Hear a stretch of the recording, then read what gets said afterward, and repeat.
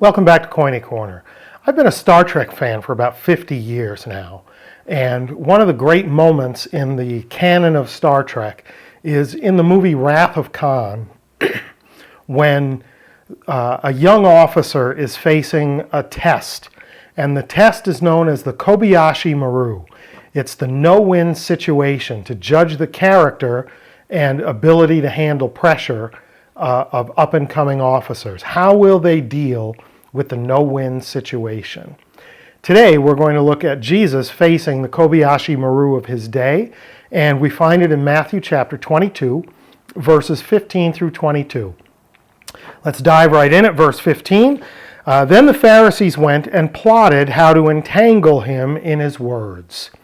So let's take a look at this great little phrase, hopos auton, pagedeusosin, and logo. They looked, and here it comes, how they might ensnare or entrap him, literally in a word, en logo, in a word. So pagedeusosin comes from pagus, a snare, like you would snare rabbits with, or you would trap animals for food with. And they make it crystal clear, Matthew makes it crystal clear that the Pharisees' intent and purpose is to ensnare Jesus in a word trap. They're going to catch him in something that he says. Let's go on to verse 16. And they sent their disciples to him along with the Herodians, saying, Teacher, we know that you are true and teach the way of God truthfully, and you do not care about anyone's opinion, for you are not swayed by appearances. So a delegation goes of the disciples of the Pharisees, not the plotting Pharisees themselves. They send their disciples along with the Herodians. So we have polar opposites, Pharisees and Herodians, particularly in regard to one issue.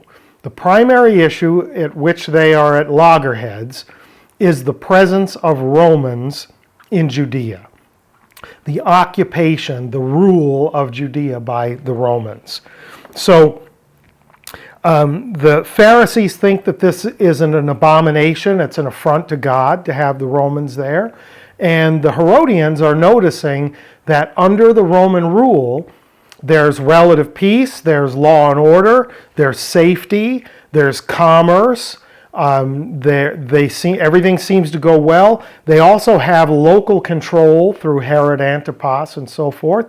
And if everything is going the way it's supposed to, they don't have to worry about anything. Particularly, they don't have to worry about being attacked or occupied by other world powers, because the big boot in the world at the time is the Roman Empire.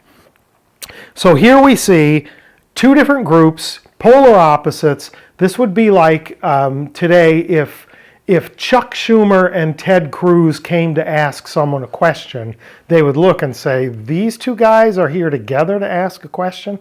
They're polar opposites on almost everything. So that's the setup that we have.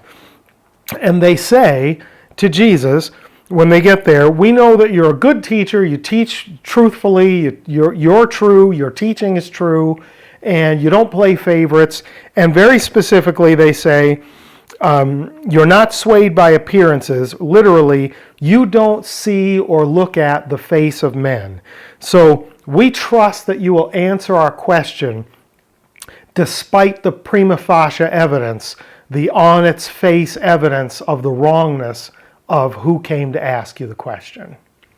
Let's carry on. Verse 17. Tell us then, what do you think? Is it lawful to pay taxes to Caesar or not? Exestin, is it lawful?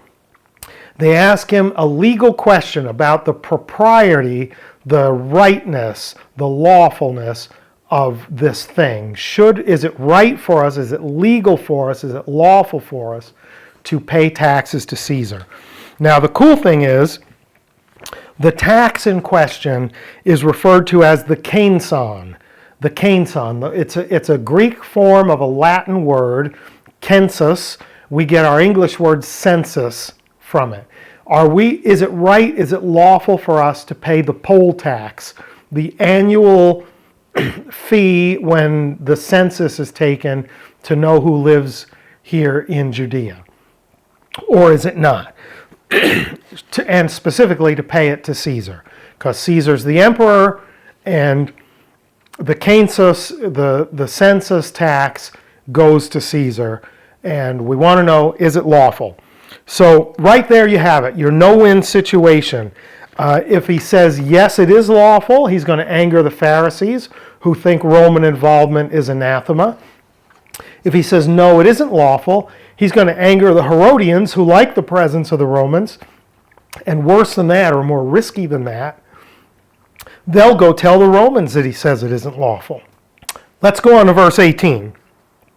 But Jesus, aware of their malice, said, why put me to the test, you hypocrites?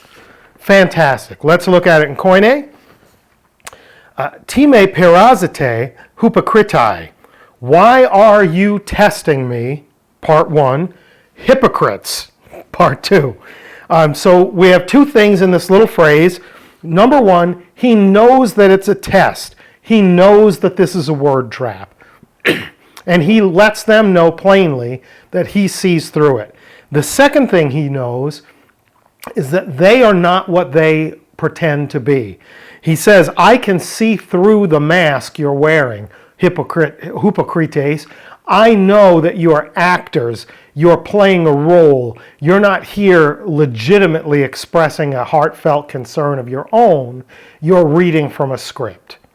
So remember what they said earlier. They said, we know that you're a true teacher. You don't play favorites, and you don't look at the faces of men. You don't look at appearances. And here he proves them right.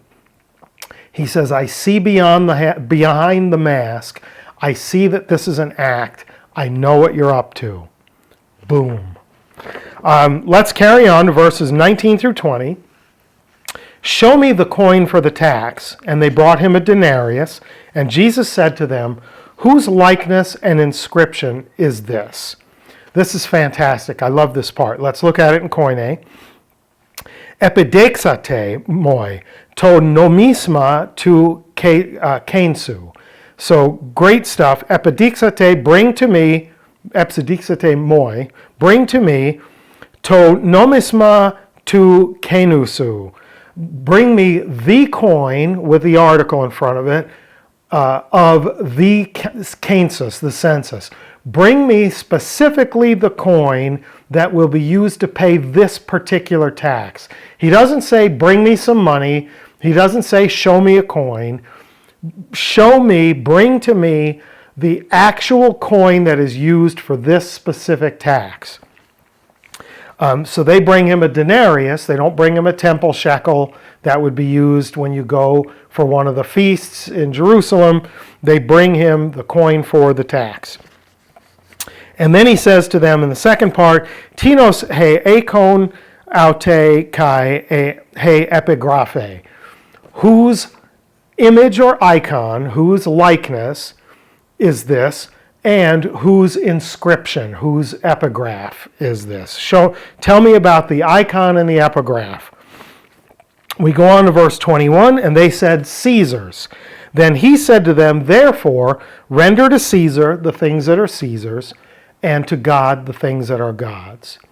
Now, it would be very tempting to put on my preacher shoes and talk about what in the world has God's image and name on it, but I'm going to leave that up to you. You go and explore that and do with it what you will.